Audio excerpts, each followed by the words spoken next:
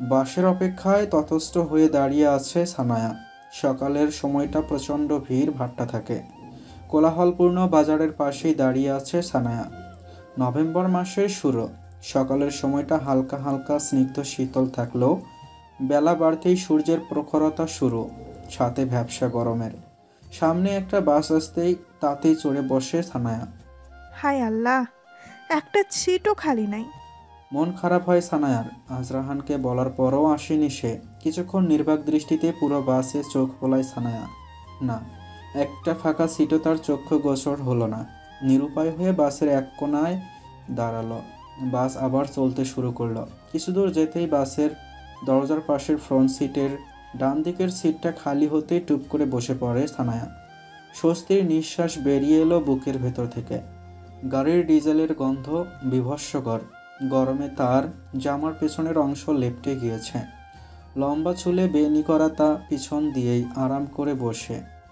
জানালা দিয়ে আসা হুড়হুড়ে বাতাসে এখন বেশ লাগছে। ছানায়ার চোখ বুঝে নেয়। হঠাৎ সে অনুভব করে তার পাশে বসা লোকটা ছানায়ার হাত স্পর্শ করছে। হালকা চেপে নিজেকে সতর্ক করে সানায়া, কিন্তু লোকটার স্পর্শে সে আবারও অনুভব করে। সানায়া মুদিত নয়ন যুগলের পাল্লা খুলে পাশে তাকায়। অর্ধবয়স্ক এক লোক, চোখে ভারী মোটা ফ্রেমের চশমা, মাথার অর্ধেক অংশ জুড়ে চুল নেই বললেই চলে, আর পিছনে যতটুকু আছে না থাকার মতোই। নাকের নিচ বরাবর মোটা গোঁফ। অবশ্য এতে লোকটাকে ভয়ঙ্কর নয়, বরং মায়াবী লাগে। সম্পূর্ণ মুখমণ্ডল জুড়ে নির্মলতার ছোঁয়া। ছানায়া ভাবল হয়তো অনিচ্ছাকৃত ঘটনা পুরোটা। সে আবারও মাথা হেলান দিয়ে বসে।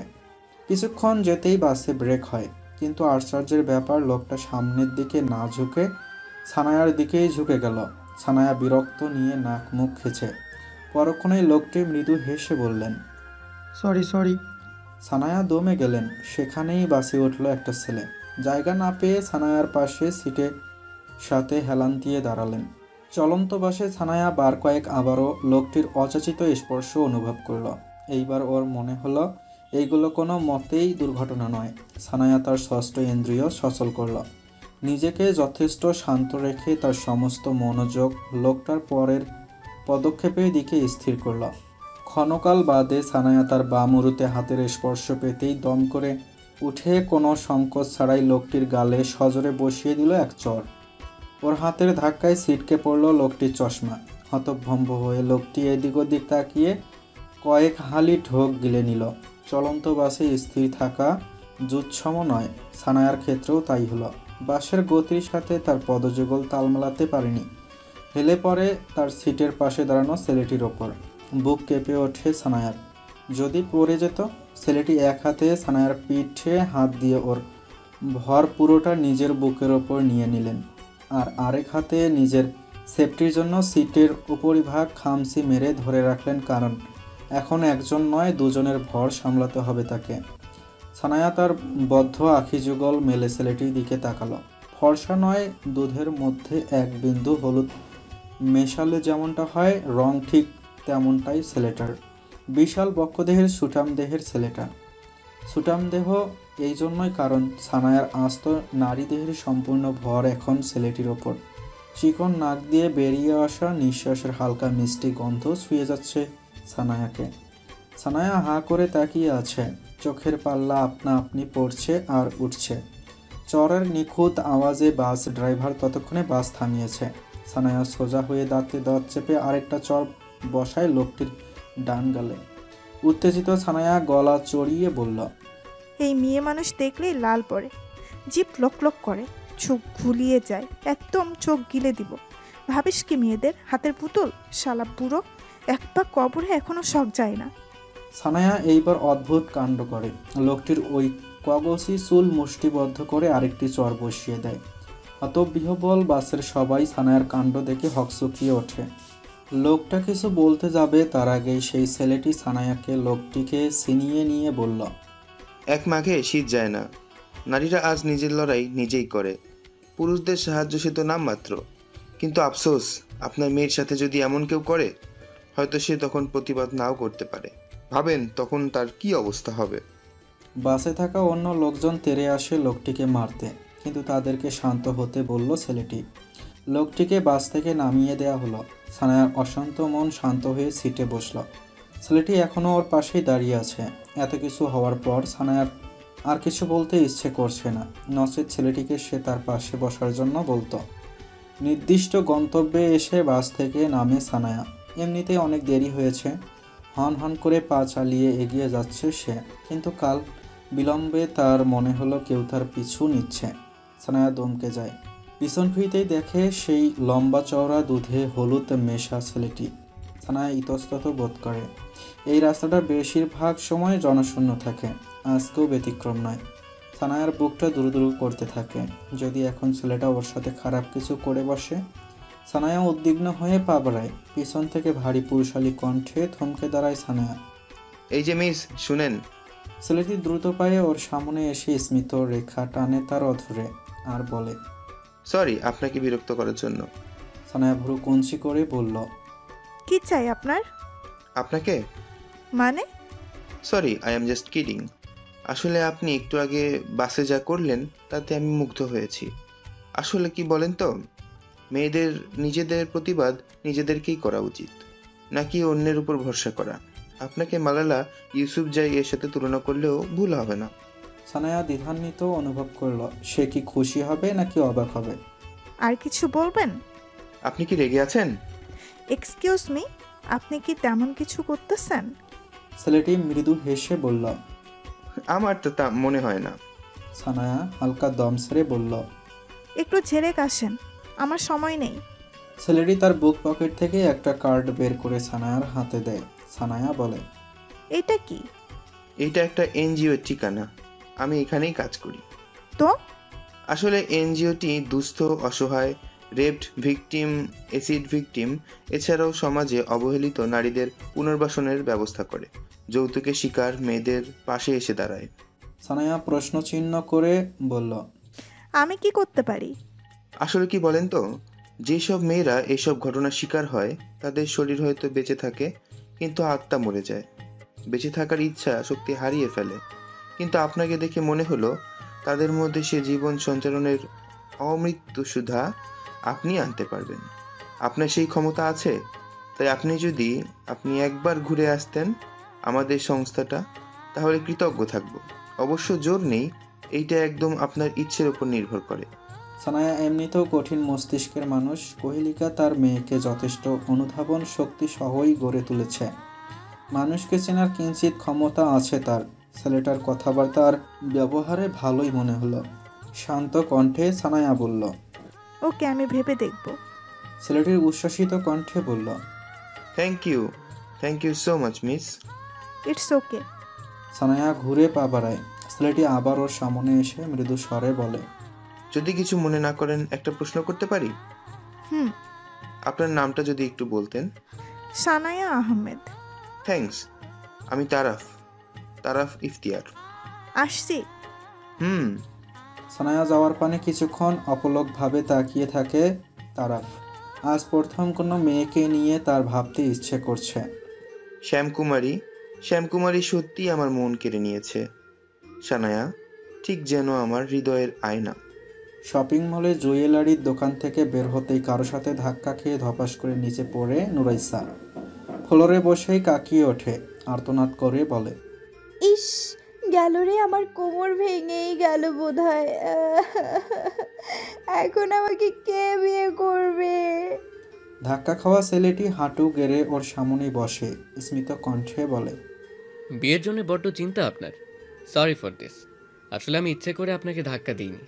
নুরাইসা তড়িৎ রেগে বলল, এই আপনাদের মতো ছেলেদের দোষ।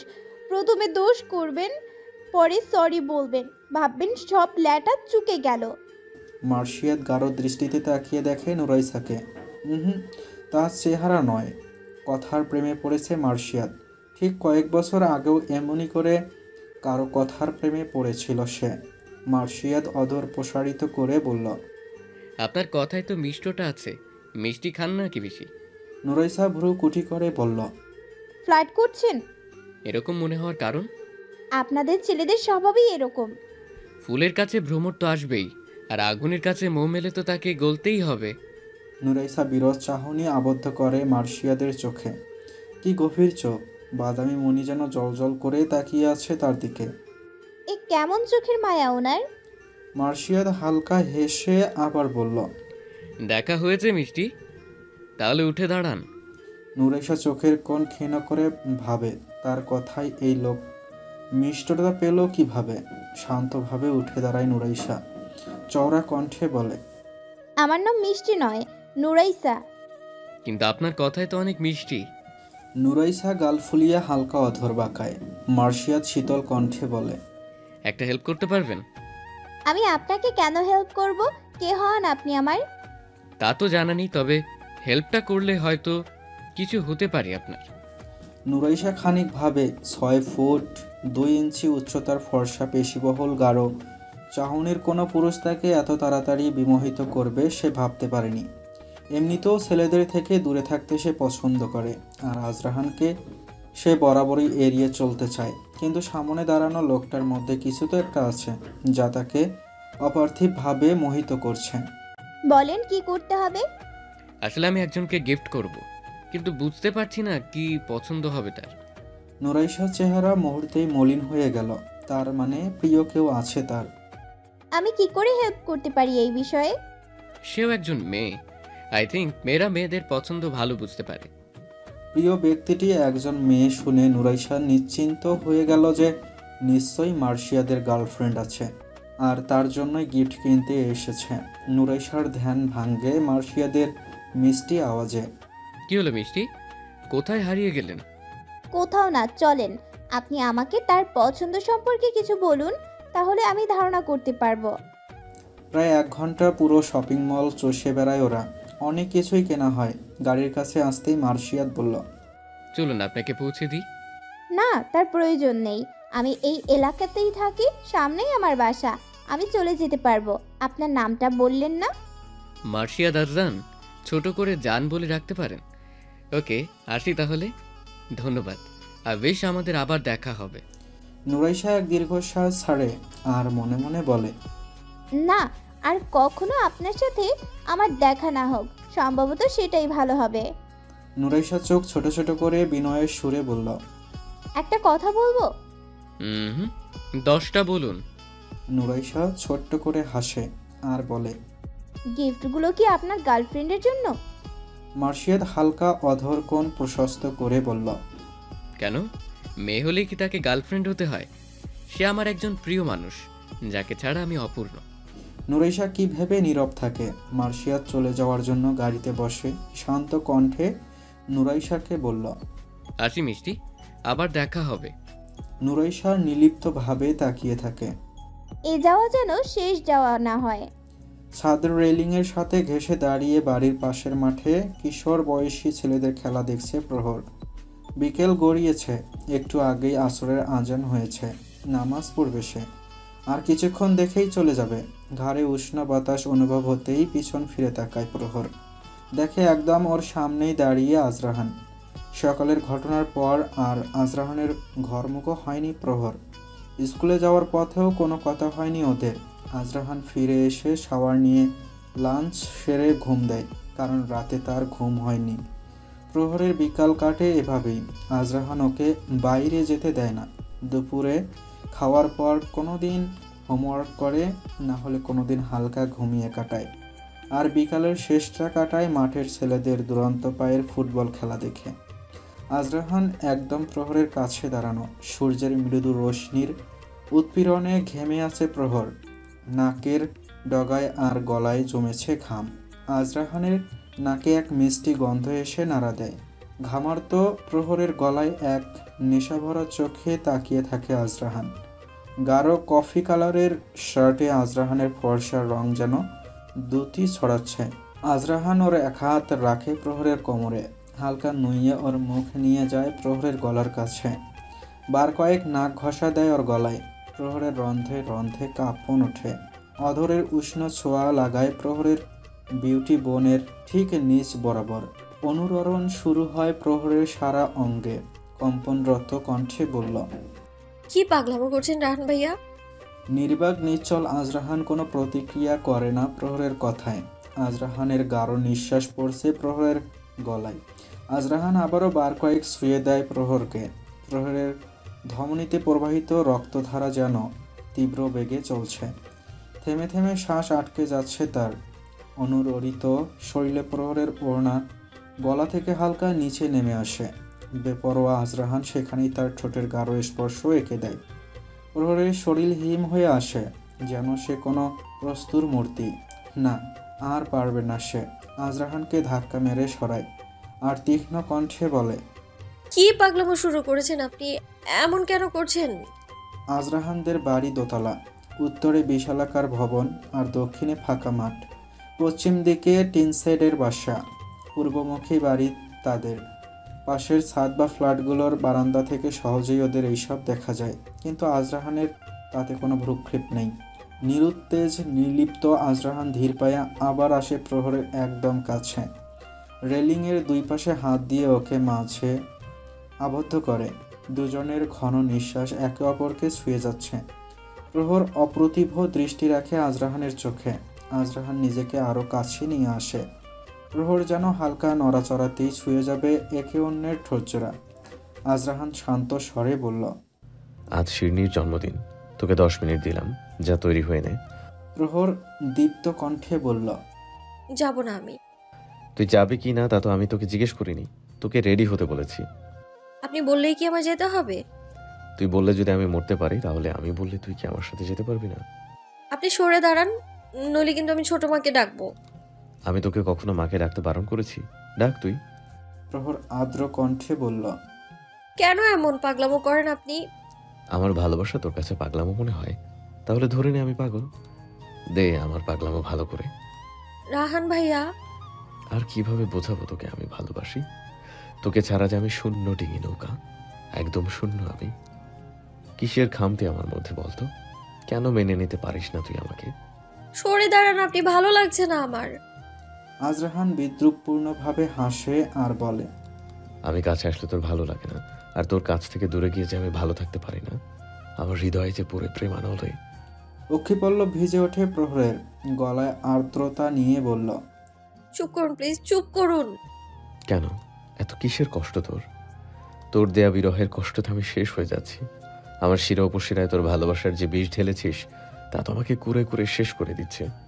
দে আমাকে সে বিষের প্রতিষেধক, ফিরিয়ে দে আমার ভালোবাসার বিনিময়ে ভালোবাসা।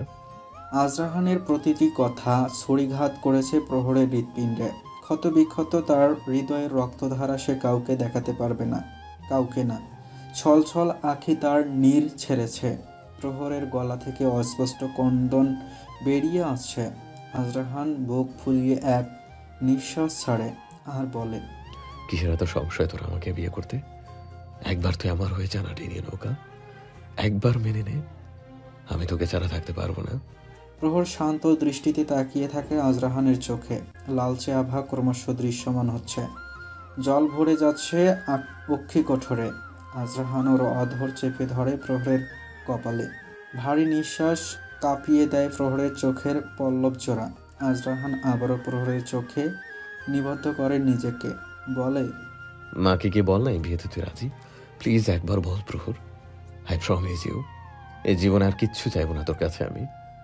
একবার আমাকে নিজের করে নে। ডুকরে ওঠে প্রহরের ভেতরকার নারী সত্তা। সেও তার রাহান ভাইয়াকে ভালোবাসে, অনেক ভালোবাসে। কোনো কিছুর বিনিময়ে সে তাকে হারাতে চায় না। তার ভালোবাসা নিয়ে সে সারা জীবন নিঃসঙ্গ কাটিয়ে দিতে পারবে, কিন্তু তার ঘৃণা নিয়ে সে এক মুহূর্ত বাঁচতেও পারবে না। আজরাহানের হাত সরিয়ে ব্যস্ত পায়ে নিচে চলে যায় প্রহর। আজরাহান বরম মূর্তি মতো দাঁড়িয়ে আছে। জীবনের সমীকরণ মিলায় সে। গত 6 মাসে আজরাহান অনেকবার কাছে গিয়েছে প্রহরের, কখনো বাধা দেয়নি সে। অনেক কষ্টে চরম মুহূর্তেও নিজেকে সে ফিরিয়ে এনেছে, কিন্তু সবসময় কি তা আদৌ সম্ভব? ভালোবাসার মানুষটাকে এত কাছে পেয়েও কি করে থাকবে সে দূরে?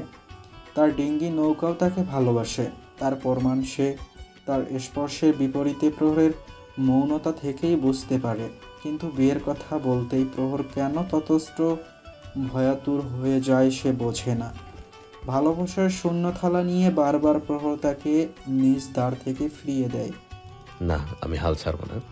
ভালোবাসার এই মৌন যুদ্ধে আমি পরাস্ত সৈনিকের খাতায় নাম লিখাবো না। আমাকে জিততেই হবে। প্রহরকে শুধু এই জনম নয়, আগামী 7 জনম শুধু আমারই হতে হবে। সিঁড়ি ভেঙে নিচে নেমে আসে প্রহর। চোখের জল মুছে নিয়েছে। নিচে আসতেই দেখে কোহেলিকা এক হাতে তসবি নিয়ে দাঁড়িয়ে। বাদ মাগরিব এই সময়টা কোহেলিকা আল্লাহর ধ্যানে কাটান। আল্লাহর একান্নতা লাভ করার চেষ্টা করেন। তার উত্তম মাধ্যম হলো নামাজ। মাগরিব নামাজ আদায় করে ইশারের আগ পর্যন্ত নফল নামাজ আদায় করেন। বিগত বছরগুলোতে বিভিন্ন কারণে না পড়তে পারা নামাজের কাজা আদায় করেন। ইসলামের 5টি স্তম্ভের মধ্যে অন্যতম হলো নামাজ। 5 ওয়াক্ত নামাজ আদায় করা প্রত্যেক মুসলমান নরনারীর ওপর ফরজ। নামাজ হলো আল্লাহর সান্নিধ্য পাওয়ার অন্যতম মিরাজ। নামাজের মাধ্যমে যে শুধু আত্মার পরিশুদ্ধতা হয় তা নয়, বরং শারীরিক ব্যায়ামও হয়, যা আমাদের সুস্থ জীবনযাপনের সহায়ক। প্রহরের মলিন চেহারা দেখে কোহেলিকা ঠান্ডা কণ্ঠে বললেন, মন খারাপ? উম, নামাজ পড়েছিস? না, পড়বো। তাড়াতাড়ি পড়ে নে, নির্দিষ্ট সময়ে সালাত আদায়ের সোয়াব বেশি। হ্যাঁ। সত্যি করে বলতো কি হয়েছে? প্রহর দীপ্ত কণ্ঠে বলল, দেখো না, আজ ইনশির আপুর বাড়িতে, আর তোমার ওই পাগল ছেলের জোর করে আমাকে নিয়ে যেতে চায়। কোহেলিকা তসবিতে চুমু খেয়ে মৃদু কণ্ঠে বললেন, ইচ্ছে না হলে যাওয়ার দরকার নেই, ওকে আমি বলে দিচ্ছি। না না, বলতে হবে না, আমি যাব। আচ্ছা যা, এখন নামাজটা পড়ে আয় আগে। আচ্ছা। কোহেলিকা রান্নাঘরে যান। চুলার ওপর থেকে গরম পানির পাতিল নামিয়ে তা হট ওয়াটার ব্যাগে ভরে নেন। আজকাল পায়ের ব্যথাটা একটু বেড়েছে। গরম স্যাক দিলে আরাম বোধ হয়। ইনশিরা এর বার্থডে কেক কাটা শেষ। যেহেতু সবাই এখানে মেচিওর, তাই হৈহুল্লোড়ে তেমন কেউ পছন্দ করে না। আশফিক, আজরাহান পাশাপাশি বসে আছে। নিধা আর শিহরণ তাদের প্রতহ জীবনের কাহিনী বলছে, আর মার্শিয়া তার মোবাইলে ব্যস্ত। বার্থডে গালও চুপচাপ বসে আছে। নিরনকে নিয়ে ভিতরের ঘরের ব্যালকনিতে দাঁড়িয়ে আছে প্রহর। কেমন যেন একটা মায়া কাজ করে ওর নিরনের জন্য। আর নিরন তার ভালোবাসার কমতি রাখে না। প্রহরকে দেখলেই উচ্ছ্বলিত হয়ে ঝাঁপিয়ে পড়ে ওর কোলে। একের পর চুমু এঁকে যাচ্ছে প্রহর নিরনের গালে, ঠোঁটে, কপালে। সবার কথা বলার মাঝ থেকে উঠে ব্যালকনিতে যায় আজরাহান। ধীর পায়ে গিয়ে প্রহরের পাশে ওর দিকে মুখ। ব্যালকনির বাউন্ডারি দেয়ালে হেলান দিয়ে দাঁড়ায়। আজরাহানকে দেখে প্রহর কোনো প্রতিক্রিয়া করে না। অর্ধ চাঁদের রূপালী আলোয় এক রহস্যময়ী লাগছে প্রহরকে। বাতাসের ক্ষীণতায় ওর চুলগুলো এলোমেলো হয়ে মুখে আঁচড়ে পড়ছে। প্রহর নিরনের গাল দুটোতে হালকা চাপ দিয়ে বলল, দেখো দেখো নিরন, ওই যে চাঁদ মামা। প্রহর ছাড়া কেটে বলল, আয় আয় চাঁদ মামা, টিপ দিয়ে যা। প্রহর ছড়া কেটে বলল। চাঁদের দিক থেকে হাত নিয়ে নিরনের কপালে ছুঁয়াতে ফিক করে হেসে দেয় নিরন। প্রহর ওর নাক দিয়ে ঘষা দেয় নিরনের ফুলকো গালে। আবারও কয়েকটা চুমু খেয়ে নেয়। আজরাহান ধ্যানমগ্ন হয়ে প্রহরের বাচ্চামো দেখছে। হালকা হেসে বলল, বাবু ভালো লাগে তোর? প্রহর শান্ত কণ্ঠে বলে, তাহলে বিয়ে করে নে আমাকে। প্রহর স্থির নিশ্চল, কোনো প্রতিক্রিয়া করল না সে। আজরাহান আবার দৃঢ় কণ্ঠে বলল, হতেও পারে টুইন্স বেবির আম্মু বানাবো তোকে। আজরাহানের কথায় প্রহর কোনো বিরূপ অভিব্যক্তি দেখালো না। শান্ত ভঙ্গিতে একবার তাকালো আজরাহানের দিকে। ভিতর ঘরে পা বাড়ায় প্রহর। দরজার কাছে আসতেই আজরাহান বলে, প্রহর তার চলার গতি থামায়নি। আজরাহানের কথা তার কর্ণগহ্বরে নাড়া দিলেও সে সাড়া দেয়নি। আজরাহান তার বুকের ওপর ভাঁজ করা হাত নামিয়ে পকেটে ঢুকিয়ে এক লম্বা শ্বাস নিল আর বলল, আর কত নিচে নামাবি তুই আমাকে? তবে তোকে নিজের পাওয়ার জন্য নিচেই নামতে হবে। আমি নামবো, তোকে যে আমার হতেই হবে তুই নৌকা। আজ আগামীতে আর যতদিন আমার অস্তিত্ব আছে ধরায়। নিরনকে নিয়ে নির্ধার পাশে বসতেই ও বাবুকে নিয়ে নেয়। প্রহরকে বলে, কি হয়েছে প্রহর, তোমার মুখটা এমন শুকনো কেন? প্রহর বিরস কণ্ঠে বলে, কিছু না, এমনি। নির্ধা প্রহরকে টেবিলের ওপর থেকে বিরিয়ানির প্লেট হাতে দেয়। এখন পর্যন্ত কিছুই খায়নি সে।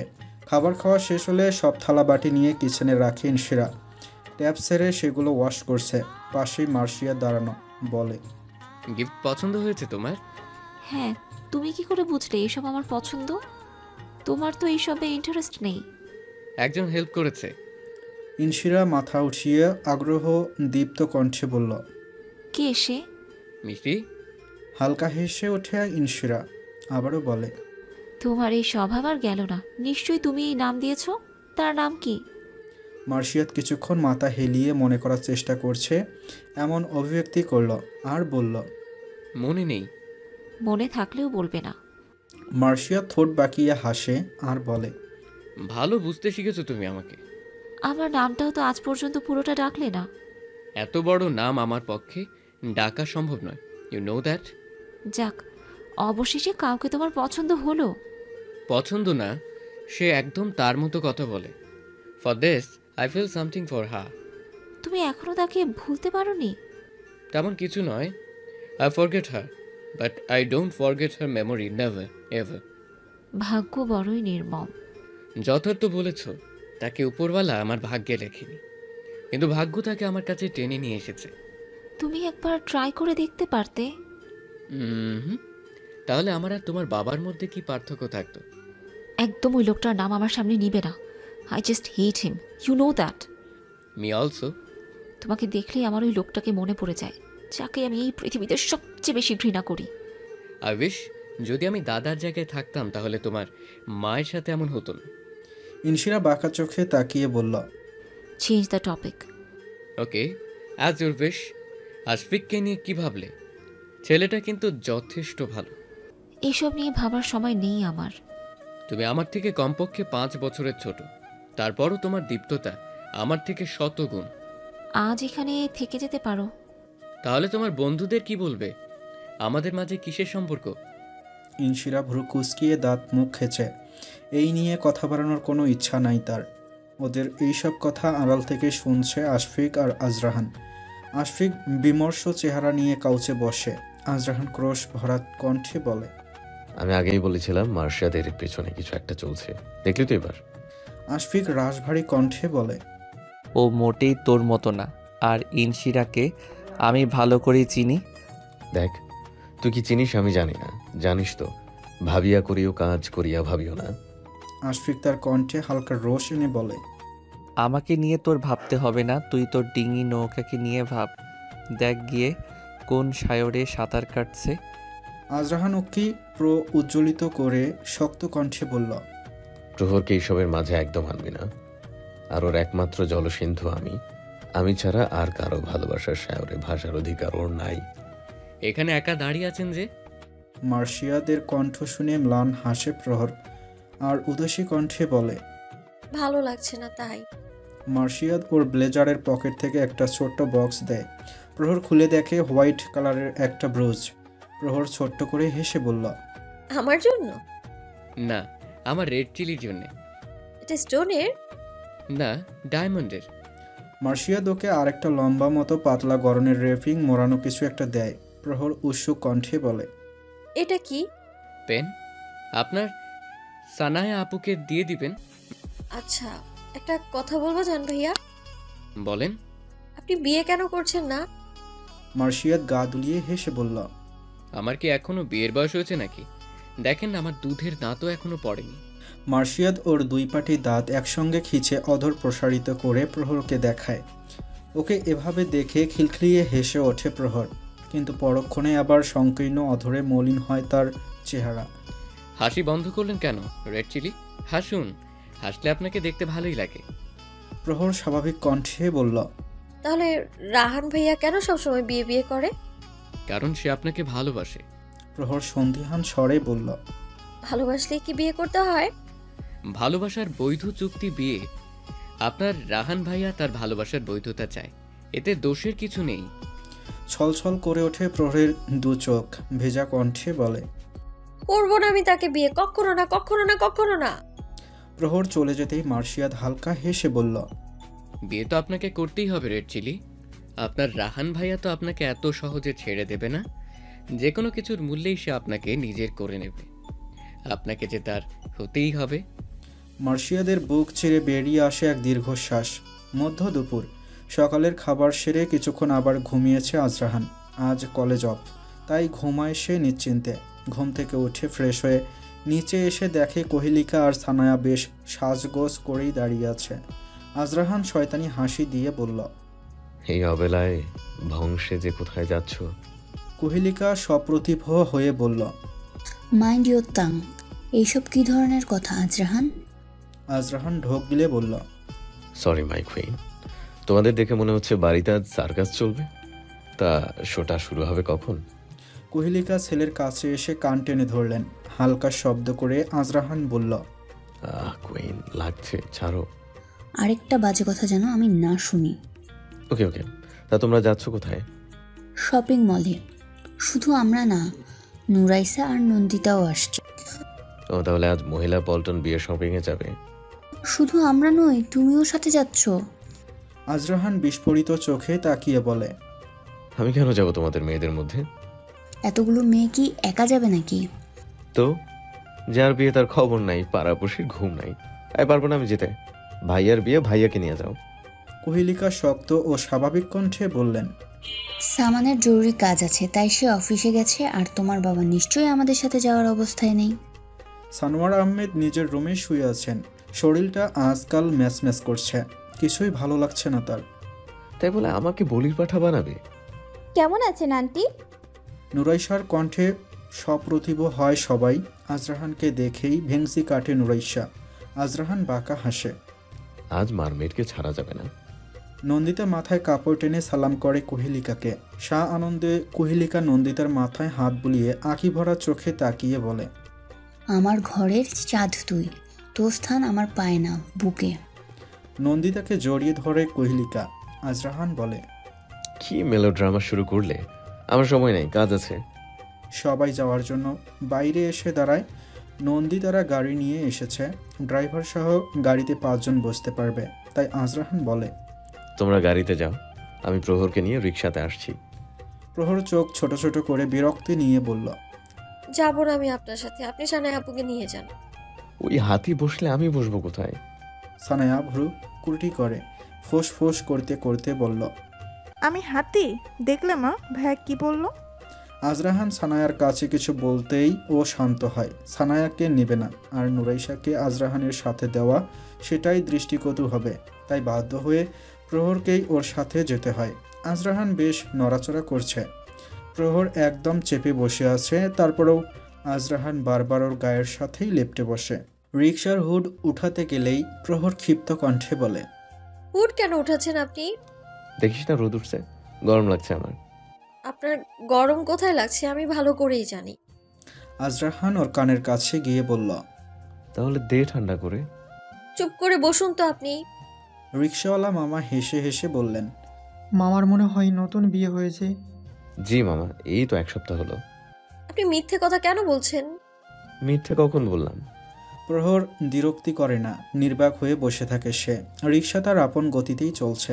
আজরাহান ঐশ্বরিক সৌন্দর্য অবলোকন করে তার পাশে বসে থাকা তার প্রেয়সীর চোখের গাঢ়তায়, অবদ্ধ চুলের অগোছলো ভাব, নাকে জমা বিন্দু বিন্দু ঘামে। এক মিষ্টি গন্ধ করা নাড়ে তার নাসিকা গ্রন্থিতে। প্রহর আর চোখে দেখে আজরাহানের গোগ্রাসে গিলছে ওকে। এই জন্যই ও এই লোকটার সাথে আসতে চায়নি। আজরাহান ওর আরেকটু কাছে চেপে হিসিয়ে বলল, তোকে না বারণ করেছি লিপস্টিক না দিতে? দিইনি তো। মিথ্যে কেন বলছিস? কই মিথ্যে বললাম? তাহলে দে, আমি চেক করে দেখি। আপনি আসলেই একটা খুবিস। নতুন কিছু বল, সব সময় একই উপাধি ভালো লাগে না। প্রহর প্রতিউত্তর করে না, এর সাথে কথা না বলাই ভালো। আজরাহান কিছুক্ষণ চুপ থেকে আবারও নরম গলায় বলল, দে না একটা কিস করি, আই সোয়ার, জাস্ট ওয়ান্স। উফ, আপনি চুপ করবেন, নইলে কিন্তু এখন ধাক্কা মেরে আপনাকে রিক্সা থেকে ফেলে দিব। দে ফেলে। আপনি আসলেই একটা খবিস, একটা শয়তান, ইতর উজবুক উড়নচণ্ডী।